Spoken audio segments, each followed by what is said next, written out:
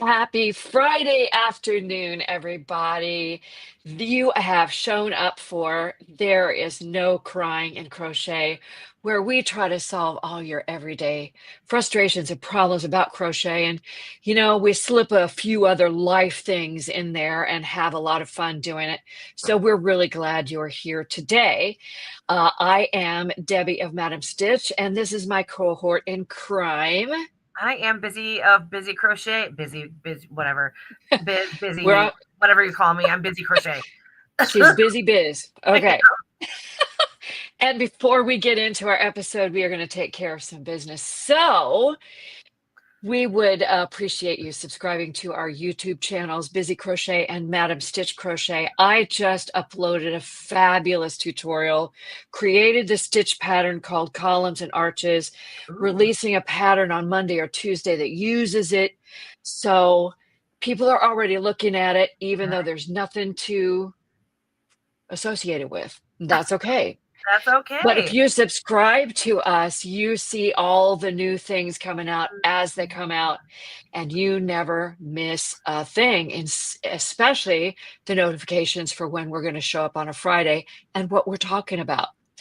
And if you happen to be watching us on Facebook, give StreamYard permission to display your name so we can see your name in the chat. That way we can communicate with you like real people rather than anonymous bots. It's great.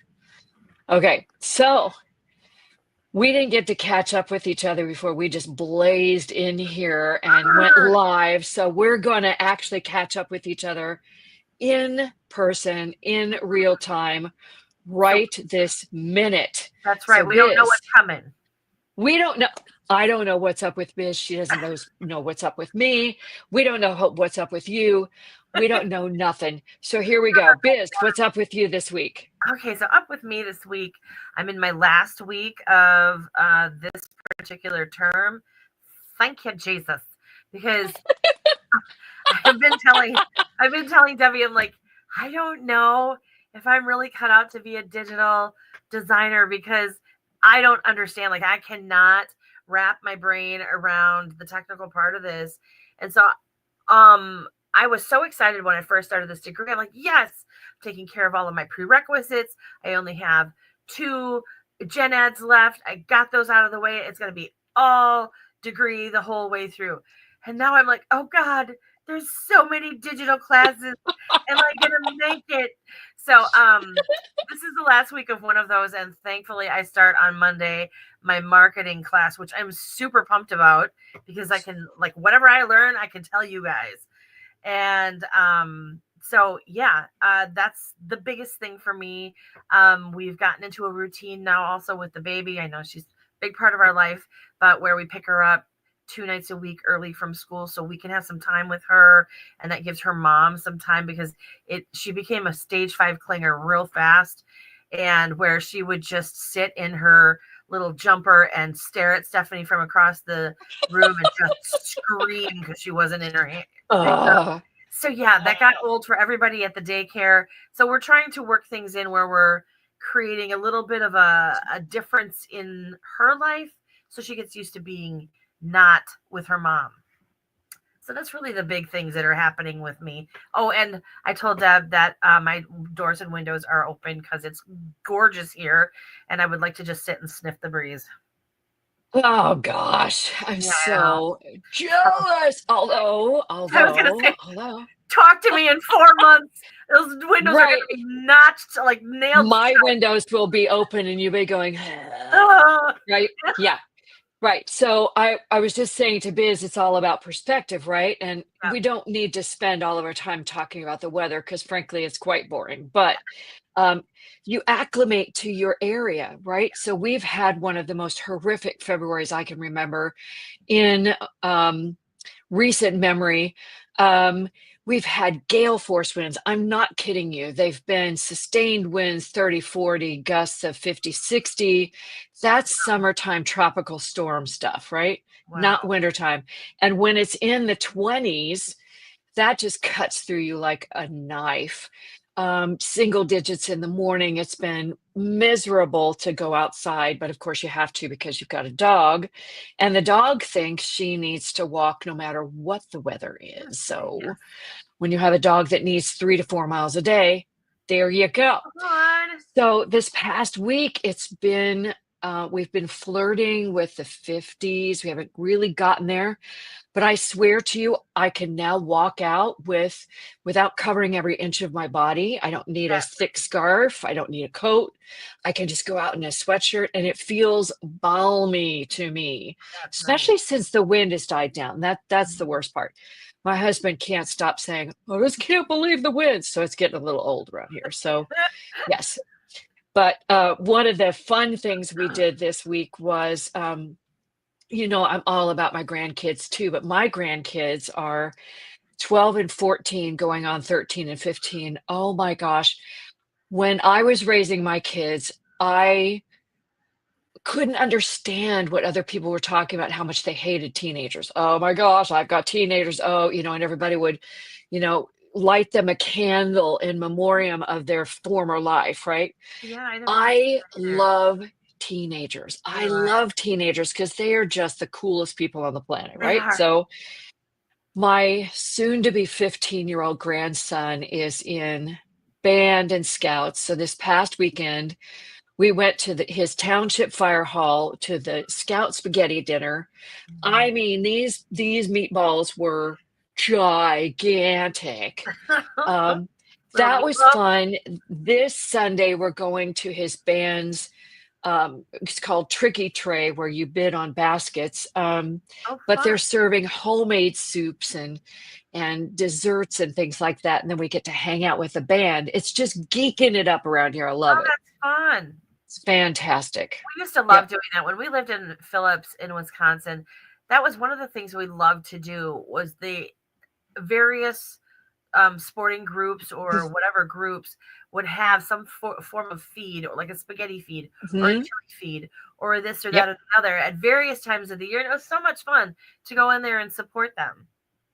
Yeah, and they're earning money for projects that they're doing, trips that they're going to do in the summertime, and they serve you, which is they look so awkward. They do, and they're It's so so funny, fun, but it's so much fun. It's a and they're great way to trying so keep them. hard. They are, but I loved it. All right, I think we've caught up on this week. We'll get Yes. to other things later in the episode, but we're here today to celebrate Library Lovers Month. Mhm. Now, we thought it was Book Lovers Month, which is a little bit different, but Library Lovers Month actually is a great thing. And we're going to Mhm. talk a little bit about reading, a little bit about crochet, all of that kind of coming together. Um, Libraries are, I don't want them to be a thing of the past. They still offer great value for the community. We're going to talk about ways that maybe we incorporate the library in our lives and how we read. But we thought we'd share in this episode. We're going to celebrate Library Lovers Month with crochet today. So we're going to kind of mix them all together and talk about all the things that we love about reading and share that with you. Mhm. So, to start us off, Miss Biz, I'm going to ask you a question. Okay. Who uses the public library? Do you use the public library? Do you have one near you? Tell me all the things about public library in your life. We have actually two public libraries in our area, one downtown and one on the northern side of town. And I honestly, since we moved here, I haven't gotten a library card or used them. But when my kids were little, we homeschooled. And I homeschooled them from the time that they were kindergarten all the way till they graduated. And especially for the period of time when they were like kindergarten through, I want to say fifth, maybe sixth grade, we lived at the library. That was Hmm. like, that was our outing every single week, maybe sometimes twice a week. We would go to the story times that they had there. This was back when you could rent VHSs. So my kids would take Hmm. out VHSs of their favorite movies every single week. And we would go in with a pile of books that we were returning, and we would come out with a new pile of books that the kids were going to read. It Plus, was so much fun. yes, plus we spent hours there. I mean, we were Yeah. there for hours. Yeah. We love the library. Yeah, we live in a town in the Lehigh Valley, which is made up of three main towns. And the one that we live in has a main library downtown in this beautiful historic building, because our area is very much, back to the forming of the country. And so Sure. there are these old buildings downtown. But they have an entire wing for the children and the youth. Now, during the school year, we didn't go to the library because the kids' schools had libraries in them. So the schools would promote being in the library, learning how to use the library, checking out books for classes. But in the summer, when my kids were home and driving me crazy, we would go to the library. We'd pick a day during the week and we'd go to the library and just hang out in that wing. Yes. When they finally started having computers in the library, the kids would hang out at the computer terminal and play either the educational games they had on there, or they would look up books they were interested in or just browse. And we did the same thing. We would return a pile of books and then we'd go gather. And it was like going to the bookstore every week without spending a dime. And it was just the smell of library books, being surrounded by all of that color. And it was really just a lot of fun. I used to love going in, like back when we had the Dewey Decimal System and had to go and pull out the drawer. Yeah. That whole research thing, I loved it. That was one of my favorite parts of every time they would give us, like, oh, you got to write a paper on, you got to go like look up, you have to have 3 magazines and a microfiche. Okay. So, Yeah, so done it. You dig through Been there, done that. That's good. Yeah. Microfiche. Now, we still use our library. We have a branch here in our township. And my daughter now lives in this township and she reads voraciously. So she'll go into that branch, return her big pile of books and bring out another pile. I have a library card. I don't use it for physical books because physical books are a little more difficult for me to read, but I check out ebooks and read them on my iPad every night. Now it's in light mode now. I have it in dark mode when I go to bed so that I don't burn holes in my, retina and that sort of thing. And I can actually go to sleep. But that's how we use the library. Yeah. Right. So, our use of the library has changed over the years. Now, my grandkids are old enough to go to the library, but we're now in the age of you can get it all on your phone, and they each have tablets from their schools that have all of their school books on it. So we use the library a little differently, but they still have great value for our community. So I thought it would be fun to talk about what reading means to us, because I don't think every person does spend time reading a lot, but I know the two of us do when we have the time. So what does reading mean to you? Reading to me, okay, so my mom from the time I was little on always said readers are leaders. And she was a voracious reader, but she was like the Harlequin romance novel reader for a long time until she switched over to other stuff that she reads now. And now she does a lot of like studying stuff, and she got her doctorate and all of this stuff. So she changed quite a bit from the time that I was little. But reading to me is, I feel like I am educating myself on something that I didn't know before. Now, I have a tendency I do read some things for fun. Very rarely, though. I'm very much a study book kind of person. Like what's on my shelf now is John Maxwell and Natalie Runyon. She's a Christian, like, ministry helps kind of book writer. I've got I do a lot of Christian authors just because that's where I'm at. And but like leadership kind of stuff, that's where I'm at right now in my life. Before that, I was very much like fantasy horror kind of things, but still by Christian authors like Frank Peretti and Ted Dekker. And I also like historically set romance. And I don't know why. Mm. I'm not a spicy book reader. I can do without all of that extra stuff. But there's an author, her name's Lynn Austin, and she writes a really good, if you like historically set romances where there's a lot of character development, because you and I've talked about how we get engrossed in things because of the characters that we run into in them. She does a lot of character development in her stories, and that's one of the things I find most enjoyable about her.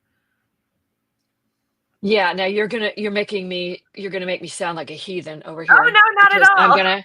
I'm gonna share.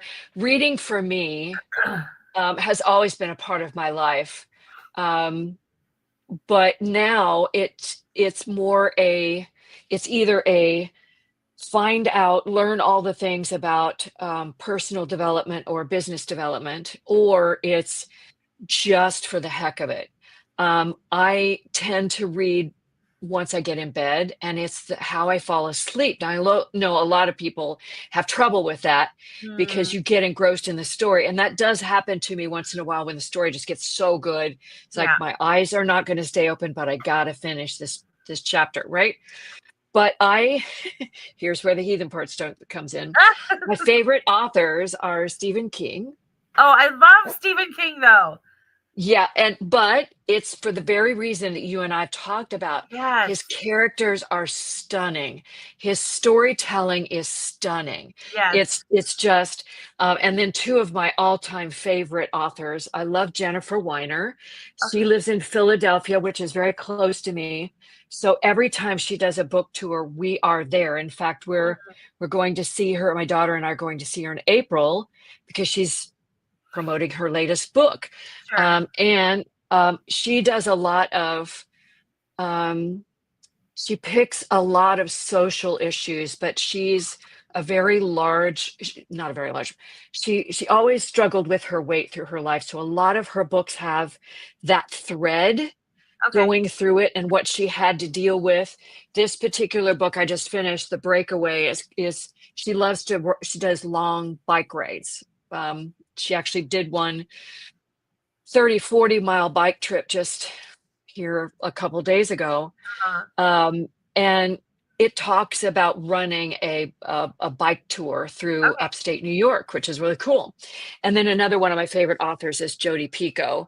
I love her books. She spends 2 years researching her books.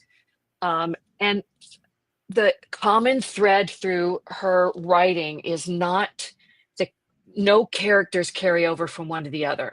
Oh, wow. It's a whole brand new story. It's a whole brand new set of characters, but it's usually a social justice kind of issue. But at the end, it takes you until the last 3 or 4 pages to find the twist in the story. And we always wonder whether we're going to find that twist or not. Usually I don't, because she's that good. But yeah, that's good comments here too. She said reading is getting into another world, learning the life of others. She says, I love history and biographies. No romance or cop stories for her. She said she read Christine and couldn't be next to a car for a whole week. Oh no. Yes, that's done that to me too. Well, I think that's why I love reading so much. We've talked all along about how we're able to lose ourselves in our crochet, and how it's a mindful exercise, and it helps us relax, release the stresses of the day. Yeah. Reading takes that a little bit further, where we're able to, our imaginations run wild. It's so different from watching a movie where they basically show you everything. But in a book, you have to imagine it, and your brain comes up with the backdrop. And it's really cool to read just for that reason. When I was a heavy fiction reader, I could be reading a book, and have you done this where you're in the book so heavy that people are talking to you, stuff's going on Yes. around you, and you have zero idea. Like, I am in this story, and if somebody gets your attention, it's like, what do you want? Or I am not easily scared, but my husband will walk up to me and just start talking, and I'll jump, and he'll go, "What? I can't talk to you?" No, I'm you. He still, after all these years, doesn't understand how my brain works, but it's Yeah. okay. Oh my gosh. But yeah, I Oh, haven't read a book where I've been that deeply engrossed in a very long time. mm. The books that I read now, it's like I do it during my morning devotionals. I read about a half an hour every day because I've got so Oh, much that I want good. to do, but I still want to get my reading in every day. Yeah, well, I was going to ask you how you balance reading and crochet. So I know for both of us, obviously crochet is a love and an Yes. obsession for us because that's the business we're in. Yes. But reading is right up there with it. You know, when I'm talking about my hobbies, reading is right up there with it. Yeah. And I also have certain times of the day that crochet occupies, and certain times of the day that reading occupies. Now, I know there are a number of crocheters who will listen to audiobooks, but I don't know. I like to separate the two out because they have different purposes in my day. I have tried doing the audiobooks, and I don't know if I'll like, am I tuning the person out or what am I doing? Because I will get so far and I'll realize it's kind of like listening to the radio in the car. When did that song come on? Like, I don't know where I'm at in the book because I stopped listening Right, to it because I right. am terrible. No, no, that's again, that's how I our have to brains read it. work. I'm focusing on the crochet and Yes. you find that your attention is pulled away. So I tried an audiobook once, and it was when I was driving from where I live all the way across the country to Chicago and then down to Kansas City, where I'm from. Uh-huh. And I tried an audiobook and I really enjoyed it.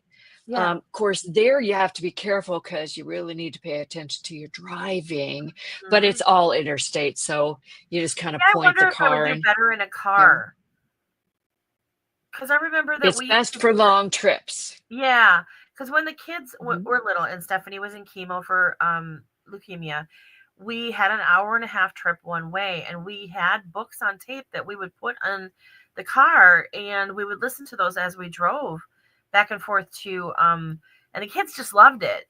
I don't know that I Yeah, remember hearing it myself, but I wonder if that would be a better way to do it. it kind of works best, I think, when you're in the car alone. But So, again, I've only done it once, so I do not know. Now so we've talked about crochet our would have to read patterns. The oh, well, yes, Probably that why is I stopped true. listening to my books. I'm reading a pattern. Unless that pattern's right up there. Yes. So that's what I aim for is almost every pattern is right up there. Okay. Now we've talked about our favorite authors, when we read, what we like to read, but we did say we were going to celebrate Library Lovers Month Yeah. with crochet. Yeah. So, do you have any favorite crochet authors, crochet books that you love that you would love to recommend to those who are listening? Yeah, and I forgot to they're all out in my living room with my projects at the moment. But there's a few, like, I don't have any stories. I know that there's a knitter that writes books, Debbie something. I don't really read hers. I don't read stuff like that. But as far as books are concerned, and I forgot to grab everything off the shelf. I was like, I'm gonna be so prepared today. And here I am looking at my book across the room. I don't know who the author is, but it's the cutest book of amigurumi, but they are fairy tale stories. And it's got Red Riding Hood and the wolf and the pigs, and there's other stuff in there, and I can't remember what everything is, and it makes me so mad that I didn't grab it. But um that's probably one of my favorite books that deals with books. You know what I mean? Like, I Yeah. love it when people take fairy tales, stories, that kind of stuff, and create the little characters and put them in a book for everybody. Yes. Now that reminds me, I did not pull it out, but I was thinking instructional books.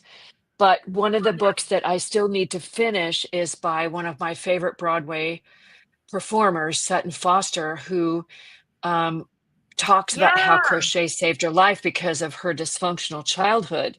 you have that in one Her of your book is pictures. called, yeah, I'm re-releasing my tablet envelope Mm-hmm. pattern in a few weeks. So I took a picture with it. She wrote a book called Hooked, and in it she talks about her childhood and getting into Broadway. We see her now and she's just this amazing, nothing can flap her, one of the best Broadway performers on the planet. Yeah. But the woman is just as flawed as all of the rest of Oh, of us, course. and she's had so much to deal with in her life. If you follow her on Instagram, her name is Sutton Foster. Okay. She makes crochet items for the cast when she does Oh, a how fun. show. She'll use her breaks between times on stage, and she crochets. In the book, she talks about her life, but she also includes some recipes from her childhood. I think there are a couple of patterns in there, maybe one that she learned as a young crocheter, but it's Uh-huh. just a really fun read. Um, there's another author, I think her book is called Unraveled, and I think it's Peggy Orenstein. I haven't read that one yet, but it's again, it's storytelling, but kind of autobiographical. Yeah. I didn't talk about books though that are crochet with stories. I went all instructional on us here because that's just where my brain went. And my favorite author is Edie Eckman. I And of love her course, books. because I'm the Granny Square Queen, I love crochet motifs, right? So Yes. I have that one. And then every designer owns about a bajillion stitch dictionaries. Here's Yes. one. This is an oldie but goodie.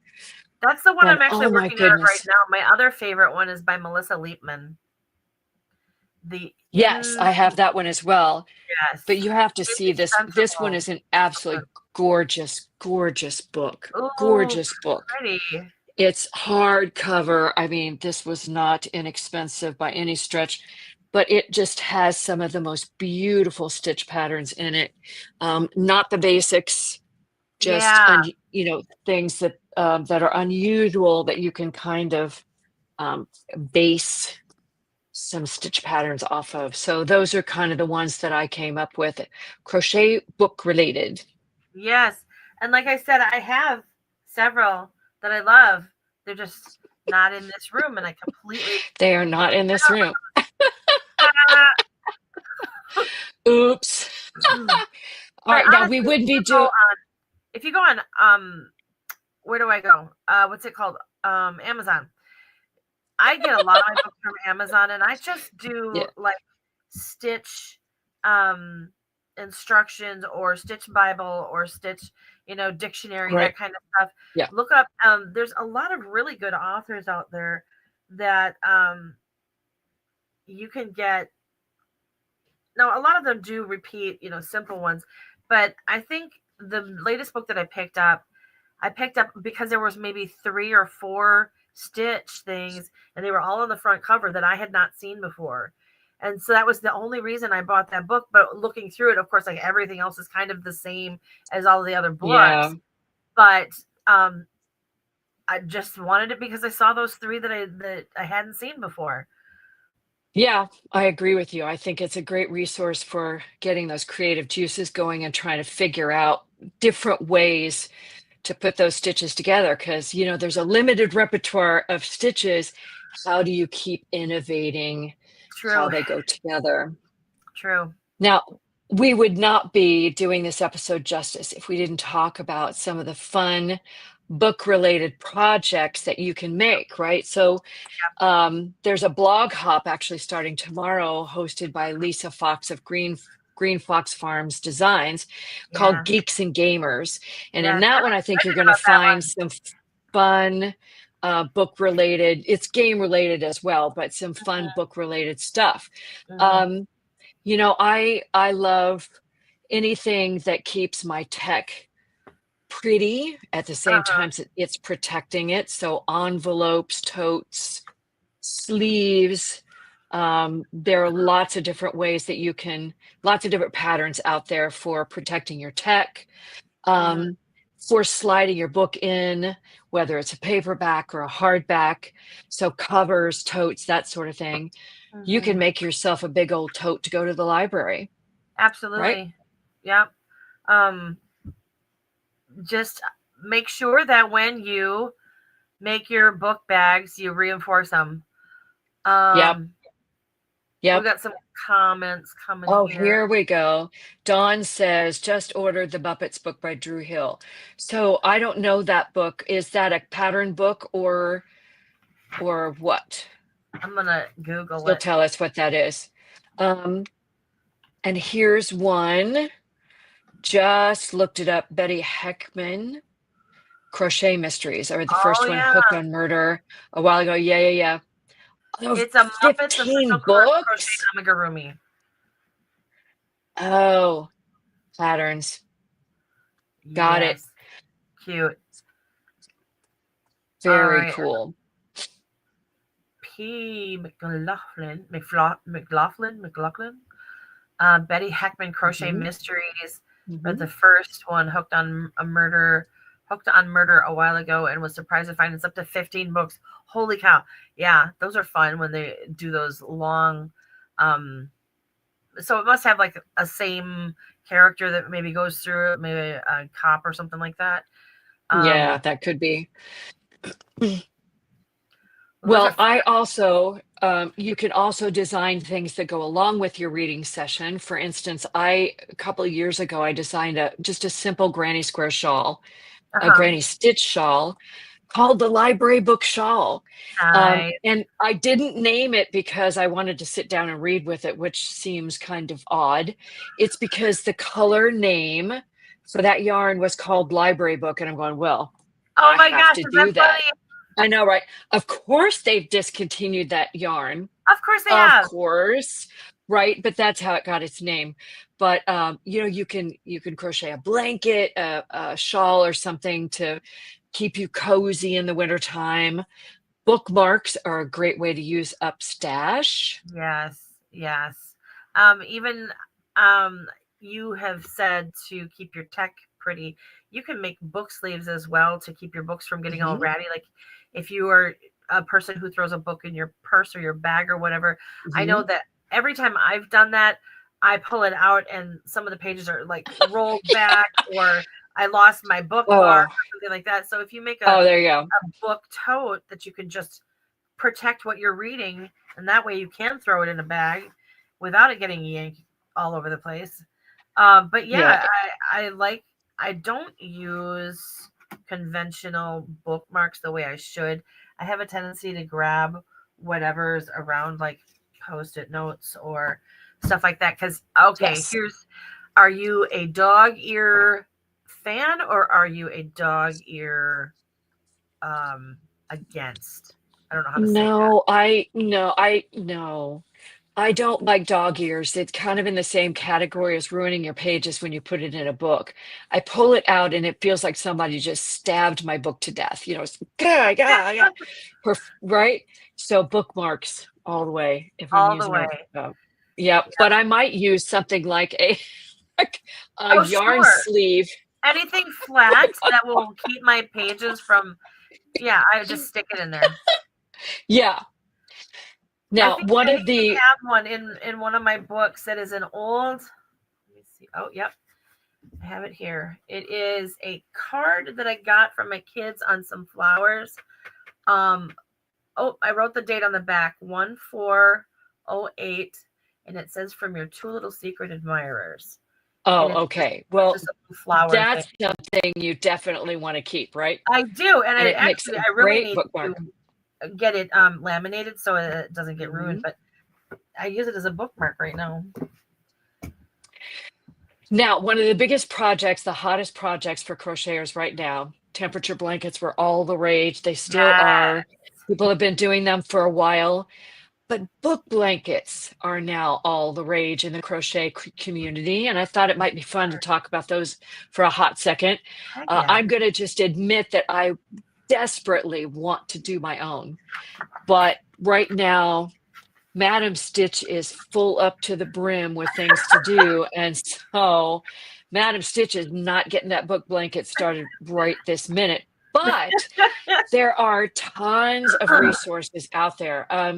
The simplest way to do your very own book, well, let me explain what it is. So the most common way is to take a square, any square. Granny squares work great. Uh-huh. Anything you can do in rounds, and you take the book cover. Let's say I'm using, I'm going to pull it up, this book cover. Yes. This was the book I read. So I have black, orange, and yellow in this one. I Mhm. would make that square in these colors, Yep. right? And that would represent my book. Now, I did a little research and discovered that people are doing them with ripple stitch blankets, striped blankets, just like the temperature blanket. Mm. So you can, depending upon how many books you read in a year, you can put those three colors of the book Yeah. cover together on that striped blanket I was and wondering just how you keep would track. differentiate that. But yeah, if you did like just you pick like 3 colors per book or something. Yeah, yeah. But the most common way is to pick a granny square in 3 or 4 rounds and Mm-hmm. make it in the colors of the book cover. Mm-hmm. Um, I just joined a Facebook group called Book Blankets, and that's all they talk about. They display their books with their granny squares or whatever square they made, and they share patterns and ideas. And I think they have a book of the month, so a bunch of them will read the Oh, same book each month. But it's just a fun community. it sounds like fun. I have a friend, and I made a little collage of some of her stuff that I've seen that she shared on Facebook, and I did it with her permission. Her name's Brooke Jacobs, and so I'm gonna go back to the beginning here. Book Afghans, created out of squares and other motifs that have been inspired by books that you doggone. Okay, hold on. I gotta figure this out. I think we're The good color now. palette usually complements the book cover. So here's her, and we'll see it at the end too in a little bit different shape. But this is last year's book blanket that she put together. And she is, if you want to call a voracious reader, like the woman reads 5 to 6 books a month. Like Oh, she's geez. a crazy reader. So, but these are Those the are ones, some amazing squares. aren't Oh they my pretty? goodness. Like these, she's opted to go with what is this, an octagon? Am I one, two, three, One, four? two, three, four. Yes. Yes, it Okay, is. Octagon. one. Okay, Yes. derp. So anyway, she's going with an It's octagon math. this time, and but like you see how she is matching up her colors to her book covers, and then the next page has some more of the same style. She's That also adding a little review of what she thought of yes, the book. yes, That's each kind of one of these cool. has a little bit of a. I thought, I thought. I'm sorry, I got to go back to this one. The book number 3, spicy but decent story. That's funny. But then the next one's like this is the one that she did last year where she picked a bunch of different squares. She just went on probably Ravelry and emptied out Ravelry of all the 12-inch square patterns because these are all really different. Okay, yeah, that's the only one I have of that. But this is the other part of her blanket. I just moved the picture up because I couldn't get all the squares on there. But um, even this bottom left one, she's one of my testers, and I had her test my 12-inch Oh, there square it that is. year. Yeah, and so she used it for one of her books, and but like I love the creativity of all the different squares, and that she's taken the time to really look for something that's going to complement her book cover. And I think that's so much fun. And the way that she's taken the pictures, all of these are individual pictures she just put into a grid. I don't know that she's got all the pieces together yet, but what a fun idea. What a fun idea to commemorate something that you have. Oh, hang on. You're going to have to fix that. Do you want to go back? No. I just wanted us to be snuggling again. There we go. It's just a fun way to commemorate something that you're doing. You know, like all the books that you've read. What a fun way to show accomplishment. Yeah. Yeah. I mean, that puts my granny squares to shame for sure. I mean, but granny squares are great too, because you can put just a general what's the color I'm looking for? Like a main color in between, so that there's one overall joinifying. I can't talk today. Well, there are so many options, so many ways you can customize your blanket.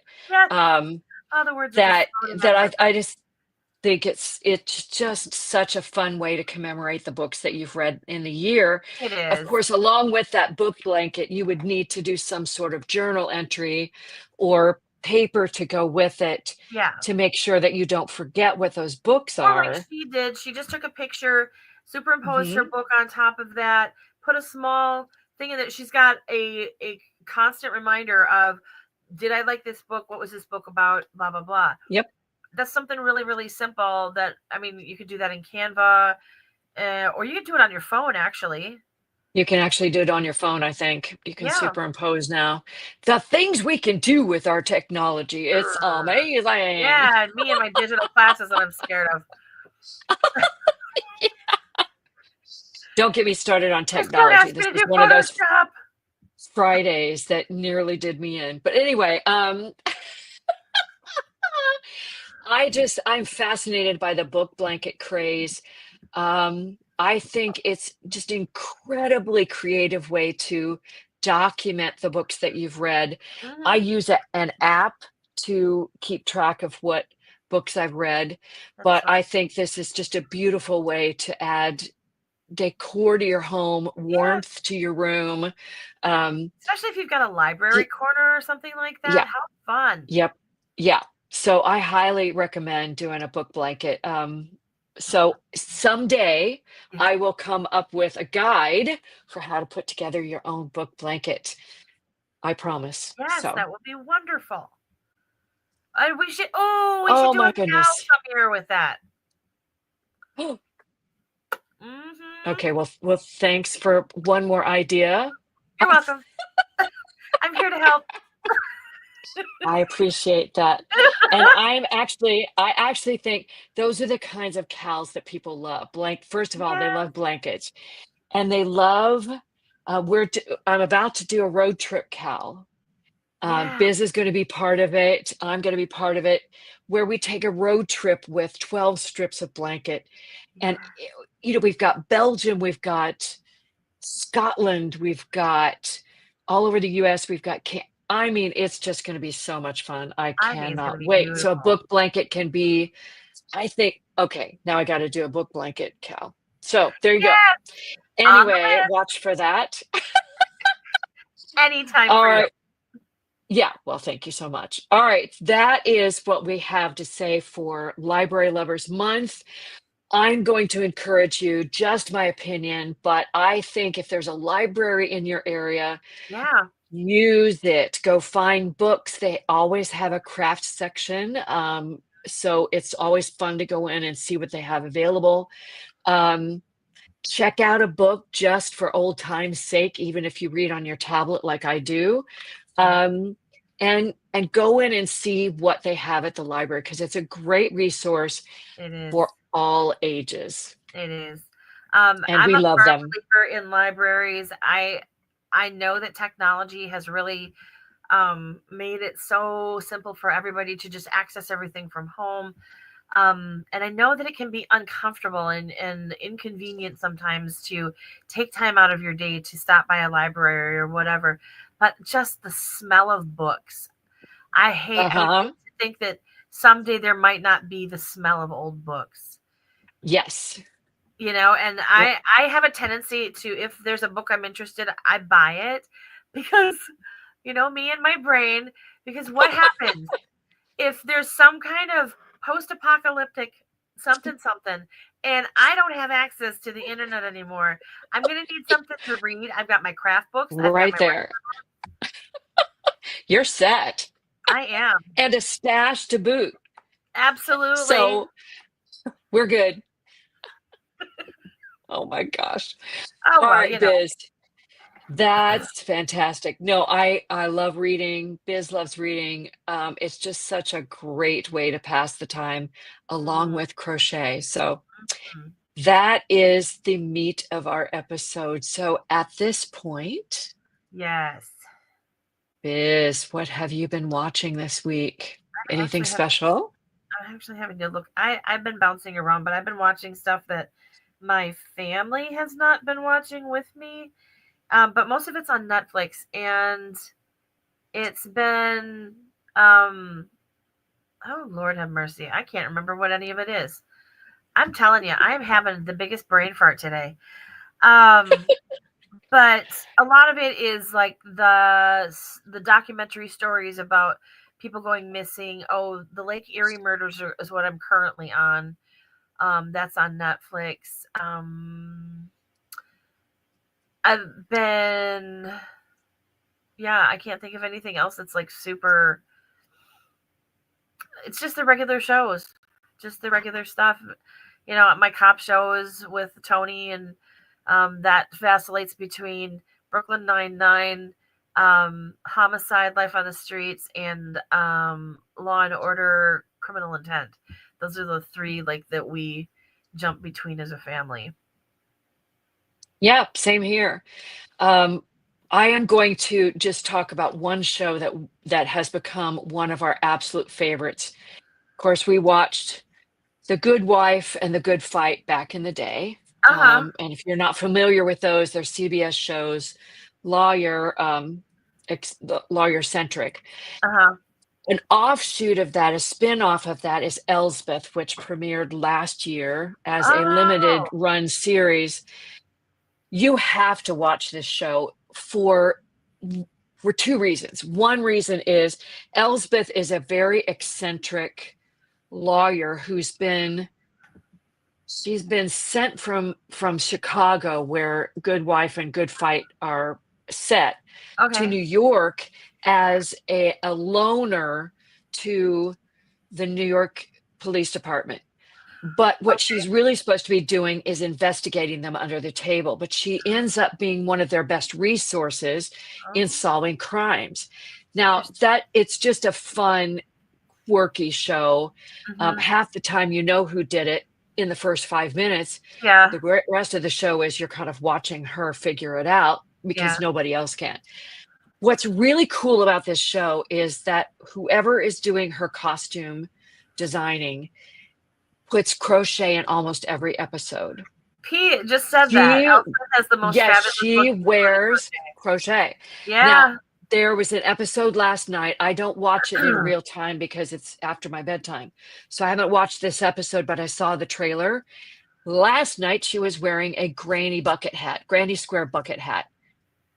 Two times ago or something, she was investigating a murder at a retreat in the middle of the woods, and she was wearing this gorgeous hexagon um, scarf that had to have been made in fingering weight yarn Oh because it wow. had lots of hexagons. Hmm. She's had the very first episode where you see her leaning over with her Statue of Liberty headband.